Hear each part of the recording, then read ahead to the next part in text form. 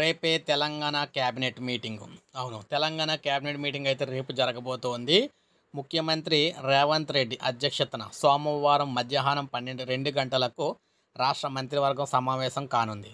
కాళేశ్వరం ప్రాజెక్టులోని బరాజుల నిర్మాణంలో అవకతవకలపై విచారణ నిర్వహించిన జస్టిస్ పినాకి చంద్రఘోష్ కమిషన్ ఇటీవల ప్రభుత్వానికి సమర్పించిన నివేదికపై చర్చించేందుకు ఈ మంత్రివర్గ సమావేశాన్ని నిర్వహించాలని ప్రభుత్వం నిర్ణయం తీసుకుంది.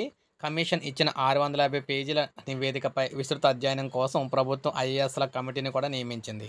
ఈ నివేదికను అధ్యయనం చేసి ఈ కమిటీ చేయనున్న సిఫార్సుల ఆధారంగా బాధ్యులపై చర్యలు విషయంలో మంత్రివర్గం నిర్ణయం తీసుకునుందన్నమాట.